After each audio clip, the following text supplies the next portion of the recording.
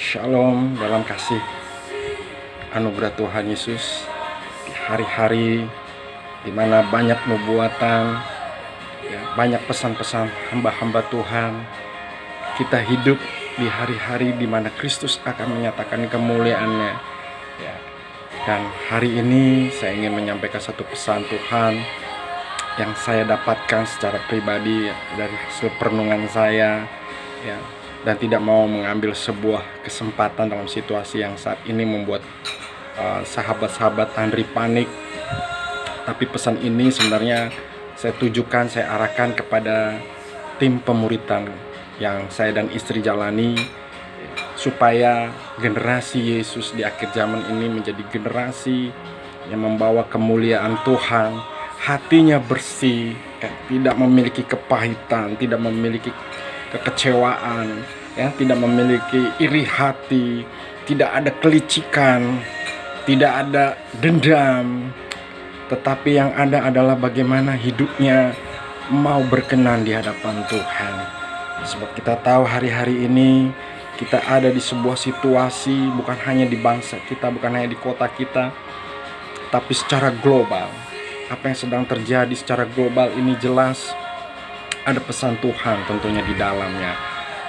Sahabat-sahabat Andri, saya ingin menyampaikan beberapa hal di tengah situasi merebaknya virus COVID-19 ini. Saya hanya ingin menghimbau untuk kita tidak terjebak di dalam namanya penghujatan, menghina, mengolok-olok saudara seiman kita. Saya jujur aja banyak membaca di timeline medsos saya, berita-berita pro dan kontra tubuh Kristus, respon orang-orang percaya ketika menghadapi kondisi hari-hari ini. Ada yang berkata dan berpegang dengan Mazmur 91 bahwa apapun itu tidak akan menimpa mereka, termasuk virus COVID-19. Tapi ada juga yang berpegangan dengan Amsal 27 ayat 12, bahwa kita juga harus bijaksana. Ketika ada sesuatu mara bahaya, kita harus sembunyi, bukan menantang maut. Tapi saya mau sampaikan dua firman ini, baik Mazmur 91 maupun Amsal 27 ini sama-sama firman Tuhan, sama-sama kebaikan, tidak untuk dipertentangkan. Dan yang lebih memperhatikan lagi, kita bukan menaruh rasa empati kita terhadap saudara seiman kita, beberapa hamba-hamba Tuhan yang gugur, yang harus meninggal oleh karena virus COVID-19 ini. Ada sebagian mengolok-olok kematian mereka, mencibir kematian mereka dengan kata-kata yang tidak pantas, menyebut iman yang bodoh, yang mengata-ngatai perbuatan yang bodoh. Terus juga ada lagi yang berkata orang yang berdiam di rumah juga dikatakan orang yang pengecut. Saya mau sampaikan di sini teman-teman, sahabat-sahabat Andri, hentikan semua itu. Yang ada kita menaruh empati kita, yang ada kita menaruh doa kita. Udah bukan lagi saat ini kita mengkritisi sesuatu yang bukan esensi, tapi saatnya kita mengkritisi hati kita. Saya melihat COVID-19 ini tidak begitu mengerikan teman-teman.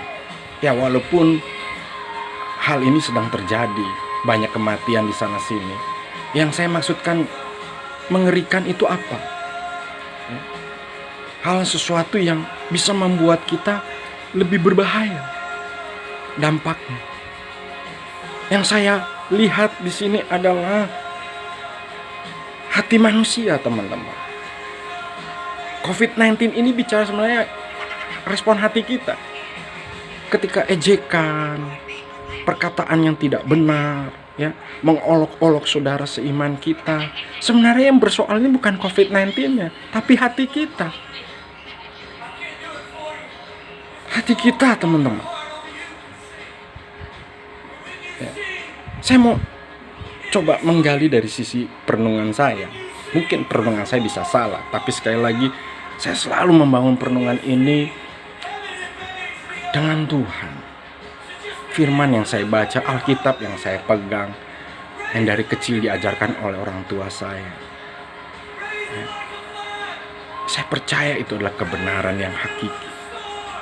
Kebenaran yang dulu pernah terjadi, hari ini terjadi, hari depan akan terjadi.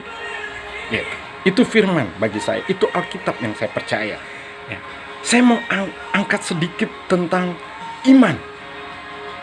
Jika kita ada di antara zaman Abraham, mungkin kita orang yang juga sama ambil bagian mengolok-olok Abraham dengan kebodohan. Ngapain lu ninggalin negeri nenek moyangmu, pergi ke suatu bangsa, pergi ke suatu tanah yang gak tahu di mana? Lu Abraham, lu bodoh. Sekian puluh tahun lu menantikan keturunan, lalu tiba-tiba lu mendengar satu suara dan lu mau membawa Ishak untuk dipersembahkan. Abraham, lu bodoh. Musa, lu bodoh. Seharusnya lu bisa menjadi pewaris kerajaan Mesir. Tapi lu membuka identitas lu, siapa sebenarnya diri lu. Kita mungkin bisa berkata Musa itu bodoh. Kita bisa berkata Yosua dan Kaleb itu bodoh. Karena mereka melihat dengan janji Tuhan. Ya. Di zaman itu tidak ada Alkitab, teman-teman. Di zaman itu tidak ada sekolah teologi. Di zaman itu tidak ada lembaga teologi. Tidak ada doktor teologi. Tidak ada master teologi. Tapi yang ada di zaman itu adalah hubungan yang intim dengan Tuhan. Mengenal Tuhan yang benar. Kita bisa ada di antara mereka saat itu. Mungkin kita juga bagian mengolok-olok iman mereka. Kita tahu kisah tentang Hanaya, Misael, dan Azaria yang dibuang di dalam dapur api. Alkitab mencatat mereka tidak terbakar, mereka tidak mati. Tapi kalau seandainya pun mereka mati, kita mungkin bisa berkata mereka konyol, mereka bodoh. Atau Daniel di dalam gua singa. Ketika Daniel mungkin kisahkan di Alkitab, ceritanya berbeda. Dia mati dimakan singa. Mungkin kita bisa berkata dia bodoh. Atau Esther. Bahkan lebih ekstrim, saya mau sampaikan, Yesus pun bisa kita katakan bodoh. Teman-teman dan sahabat Andri, saya mau sampaikan begini. Kita gak boleh mengatai iman saudara seiman kita dengan kata bodoh hanya karena kita berbeda respon iman. Gak bisa, teman-teman. Jauhkan itu. Jangan sampai iblis mengambil bagian dalam situasi hari-hari ini untuk memecah rancangan Tuhan atas tubuh Kristus, rancangan Tuhan atas umat Tuhan. Saya percaya hamba-hamba Tuhan yang meninggal karena COVID-19, saudara-saudara kita seiman yang meninggal karena COVID-19 atau yang saat ini sedang dalam masa ODP, ya, yang khususnya jemaat Tuhan yang ada di Bandung, kita gak boleh mengatakan mereka bodoh imannya. Tapi mari kita taruh empati terhadap mereka. Kita encourage mereka sebagai saudara seiman kita. Sebab yang berbahaya bukan COVID-19 nih, hari-hari ini, tetapi hati yang licik, hati yang jahat, hati yang sombong, merasa bahwa kalau dia sudah memiliki gelar teologi, dia segala-galanya, bisa merendahkan iman seseorang, iman saudaranya. Atau kita mungkin yang mengalami pemahaman spiritual juga gak bisa berkata bahwa orang yang berdasarkan rasionalitas itu juga orang-orang yang tidak punya iman. Sahabat Andri, saya mau ngajak sekali lagi di tengah kondisi hari-hari ini, yuk kita berhenti mengata-ngatai, mengolok-olok saudara seiman kita. Mazmur 91 dan Amsal 27 adalah kebenaran firman Tuhan yang sama-sama kita hidupi. Mereka yang mengimani Mazmur 91 tidak salah. Mereka yang mengimani Mazmur 27 tidak salah. Akan menjadi salah ketika kita membenturkan firman Tuhan ini. Kalau kita sudah membenturkan firman Tuhan ini, cek, jangan-jangan kita bukan bagian dari itu anak-anak Tuhan. Sebab firman Tuhan katakan, barang siapa yang mengumpulkan bersama-sama aku, dia bukan musuh. Tapi barang siapa yang berusaha menyerak-nyerakan dan cerai-beraikan apa yang aku kumpulkan, berarti dia musuh. Sahabat Andri, manapun saat ini akan melihat video ini, saya mau ngajak satu firman Tuhan di dalam 2 Petrus 3 ayat 3 dan 4. Saya akan bacakan. Yang terutama harus kamu ketahui ialah bahwa pada hari-hari zaman akhir akan tampil pengejek-pengejek dengan ejekan-ejekannya, yaitu orang-orang yang hidup menuruti hawa nafsu. Ya. Ayat 4 kata mereka, di manakah janji tentang kedatangannya itu? Nah, benar nggak? Hari-hari ini kan seperti itu. Ya. Dulu seminar akhir zaman, orang berbondong-bondong, terjadi pertobatan. Wah, Yesus katanya datang tahun 2000 sekian, Yesus datang tahun 90 sekian. Tapi ternyata sekarang udah tahun 2020, Yesus nggak datang. Apakah Yesus yang salah? Bukan. Tapi respon hati kita, teman-teman. Kapanpun waktu itu Yesus datang. Entah datang dia kedua kali sebagai hakim, raja, atau dia datang di saat kita tidur, dia datang saat COVID-19, kita meninggal. Kapanpun waktu dia datang, kita harus siap sedia, sahabat Anda. Ya, berikutnya, sebab sejak bapak-bapak leluhur kita meninggal, segala sesuatu tetap seperti semula pada waktu dunia diciptakan. Itu menurut pengejek-pengejek, teman-teman. Pengejek-pengejek.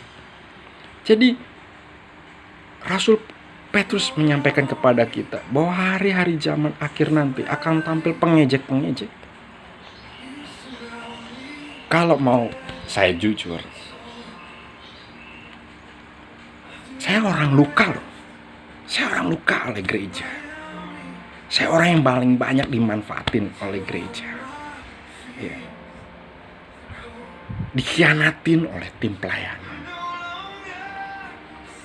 Ya. Dihina karena tidak berpendidikan teologi oleh orang gereja. Berapa tahun yang lalu saya pahit. Saya nggak percaya, bahkan saya menjauhi dari pertemuan-pertemuan ibadah. Saya cari di komunitas-komunitas aja. Saya pahit dengan pemimpin-pemimpin. Bahkan belakangan ini saya ngalami sesuatu yang bagi posisi saya, wah, saya dilukai lagi. Tapi ketika saya tahu kebenaran, saya harus pulih nih. Di tengah-tengah situasi saya, hati saya harus pulih nih. Respon saya harus benar. Ya. Bukan coronanya yang saya khawatirkan, tapi hati saya yang saya takuti. Kalau hati saya tidak benar, Alkitab katakan bahwa kalau hati kita benar, kita akan melakukan sesuatu yang baik bagi orang di sekeliling kita. Itu sebabnya ketika ada konflik atau apapun, saya berusaha untuk membereskan. Kalau orang itu tidak membereskan, ya udah, saya tetap, hati saya harus saya jaga benar. Ini akhir zaman. Saya nggak mau hidup dalam kepahitan. Saya mau pulih. Ya. Kalau bisa saya mengkritisi banyak hal, saya bisa mengkritisi banyak hal. Tapi hari ini saya coba melihat bagaimana Tuhan melihat situasi hari-hari ini. Sekali lagi, COVID-19 itu tidak seberapa parah, teman-teman. Tidak seberapa bahaya. Betul dia membawa kematian. Dia hanya membawa kematian jasmani, teman-teman. Tapi ada yang bisa membawa kita kematian kekal. Hati kita. Respon kebenaran kita. Respon hati kita, pikiran kita akan kebenaran firman Tuhan. Akan sebuah masalah yang kita hadapi. Itu yang paling berbahaya. Ketika hati kita merespon yang salah, kita akan binasa. Kita akan menjadi pengejek-pengejek. Tanpa sadar kita akan jauh dari Tuhan. pesan Tuhan yang saya bagikan buat tim pemuritan saya dan istri adalah bagaimana kita bukan menjadi bagian pengejek-pengejek, tapi kita mau menjadi pendoa-pendoa, penggerak-penggerak, penginjil-penginjil, pemberita-pemberitaan Yesus yang harus kita beritakan di tengah kondisi hari-hari ini. Yang saya renungkan di tengah social distancing hari-hari ini adalah, Tuhan, bagaimana Engkau dimuliakan, bagaimana tetap Engkau diberitakan sampai kemuliaan-Mu nyata di muka bumi ini, dan Kau datang kedua kali. Saya percaya bahwa situasi yang kita nikmati hari ini adalah persiapan kita ke depan nanti. Kalau kita menang hari ini, kita akan menang di depan nanti. Jadi stop kita mengejek sesama tubuh Kristus. Stop kita merendahkan iman saudara-saudari kita, ya, ketika mereka terdampak COVID-19 karena respon iman mereka. Jangan kita katain mereka bodoh. Begitu juga kita yang merasa pengurapan Tuhan nih turun, ya, gue yakin Tuhan ada di setiap langkah gue, maka virus nggak akan kena. Orang-orang yang ada di rumah itu penakut, nggak boleh juga. Kita saling berdoa, kita saling menguatkan, kita saling memberi motivasi. Ketika pandemik ini selesai, ayo kita tancap gas, beritakan Injil. Ayo kita muridkan, ayo rintis komunitas-komunitas, ayo kita berdoa buat keluarga-keluarga. Di pemuritan kami, tim kami, anak-anak pelajar, kami selalu ingatkan, ayo berdoa. Ini waktunya berdoa buat papa mamamu, berdoa buat kakak adikmu, sebab inilah waktu di mana Tuhan sedang berperkara terhadap keluarga-keluarga Kristen. Inilah waktu di mana Tuhan sedang berperkara di dalam kehidupan rumah tangga Kristen, pernikahan Kristen, keluarga-keluarga Kristen. Sebelum social distancing ini dihimbau oleh pemerintah atau stay at home, ya, tetap di rumah aja. Tanggal 14 Februari saya dan istri berkesempatan mengikuti sebuah seminar keluarga, kalau bisa dikatakan pemuritan keluarga, ya, Marriage Forever. Di hari pertama ketika Tuhan membukakan pesan-pesan mengenai apa itu keluarga di mata Tuhan, lalu tiba-tiba ada satu tagline yang sangat kuat yang Tuhan taruh di hati saya, yaitu akhirnya menjadi hashtag yang saya sering kali bagikan, revival from home. Ya, kebangunan rohani itu dimulai dari keluarga, dari rumah, dari keluarga. Ya, Tuhan pertama kali tidak menciptakan lembaga teologi. Tuhan tidak membangun lembaga dalam tanda kutip namanya gereja, organisasi gereja. Tuhan tidak membangun namanya lembaga yayasan Kristen, tidak. Yang pertama kali Tuhan bangun adalah keluarga. Ya, sahabat Andri dan Dias dimanapun. Jadi betapa pentingnya keluarga dipulihkan. Saya dengan istri berdoa buat keluarga-keluarga yang menyaksikan pesan ini. Saatnya yuk bergandengan tangan, ya, doakan suamimu, doakan istrimu, saling mengaku lah suami istri. Kalau suami berbuat salah kepada istri, minta ampun sama istrimu. Atau sebaliknya istri kepada suami, orang tua terhadap anak, anak terhadap orang tua. Wah, kalau ini terjadi sahabat, kita mempercepat Yesus datang kedua kali lah. Terutama di keluarga kita dulu, ya, terutama di keluarga kita dulu. Kalau sahabat Andri cukup dekat dengan saya, mengenal saya, tentu tahulah apa yang saya alami. Bagaimana saya tetap survive bersama istri dan anak hari-hari ini di tengah kondisi saya. Saya percaya Tuhan ada dalam pernikahan kami. Revival from home ini sedang terjadi selama 14 hari social distancing ini atau diperpanjang ke depan. Inilah waktu di mana keluarga-keluarga yuk berdoa. Hai suami-suami, bertobatlah. Hentikan nonton-nonton pornomu. Ya, hai suami-suami, bertobatlah. Hentikanlah perselingkuhanmu.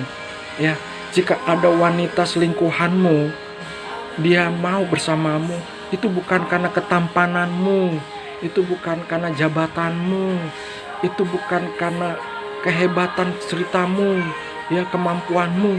Tetapi jika wanita selingkuhmu ada bersamamu, itu karena wanita selingkuhmu melihat engkau bodoh, hai pria. Begitu juga dengan wanita. Hai istri-istri, yuk menjadi penolong suami yang setia, menjadi penolong suami yang baik, ya. Hai orang tua, hai bapak-bapak, hai ibu-ibu, kasihlah anak-anakmu. Kalau engkau selama ini mendidik anakmu dengan tradisi lama, ayo bertobat. Kenakanlah firman, didiklah anakmu dengan firman. Ulangan 6 di situ dikatakan jelas, orang tua harus melatih anaknya memperkatakan firman siang dan malam, dimanapun, kapanpun.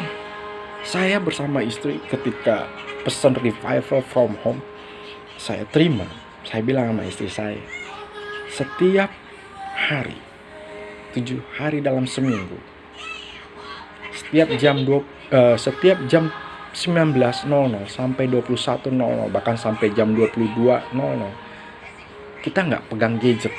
Jadi mohon maaf sahabat Andri dan dari sahabat istri saya, jika ada WA masuk di jam-jam tersebut, kami balasnya tiba-tiba tengah malam atau besok pagi, karena kami membiasakan jam 19.00 sampai 21 atau 22.00 kami tidak pegang gadget. Kami hanya merenungkan kebaikan Tuhan. Bahkan kami berdoa buat sahabat-sahabat Andri, sahabat-sahabat Tias, sahabat-sahabatnya Arya. Kami berdoa buat kalian semua. Di jam-jam itu kami pakai untuk berdoa. Karena inilah waktu di mana kita mempersiapkan keluarga kita untuk Yesus datang kedua kali. Oke, sahabat Andri dimanapun akan mengakses sharing saya hari ini 5 April 2020. Tuhan Yesus memberkati sahabat Andri sekalian. Sekali lagi, kita bukan bagian pengejek-pengejek, kita bagian pendoa-pendoa. Kita bagian dari penguat-penguat kebenaran, pemberita-pemberita Injil Kristus. Di dalam nama Tuhan Yesus, terima kasih Bapa, terima kasih Tuhan buat segala kebaikan Tuhan. Saya akan berdoa. Di dalam nama Tuhan Yesus, terima kasih Bapa, terima kasih Roh Kudus buat hari ini. Tuhan, Engkau sungguh baik. Kondisi apapun yang terjadi hari ini tidak mengurangi kapasitas Engkau sebagai Tuhan dan Juru Selamat dalam kehidupan kami. Terima kasih Bapa, terima kasih Tuhan, terima kasih Roh Kudus untuk anugerah-Mu Tuhan. Terima kasih Tuhan Yesus, terima kasih Roh Kudus. Sekali lagi buat saudara-saudaraku yang saat ini sedang menjalani perawatan untuk supaya virus COVID-19 itu hilang, saya berdoa di dalam nama Yesus. Jadilah kuat, tetap berbahagia, tetap mengucap syukur. Ya, saya mau katakan sekali lagi, engkau yang kena COVID-19, hai anak-anak Tuhan, hai sahabat-sahabat Andri, engkau sedang tidak kena kutuk sahabatku. Di balik semua itu ada kesaksian yang engkau akan ceritakan bahwa Yesus itu dahsyat, Bapa kita itu baik, Roh Kudus itu hebat. Oke?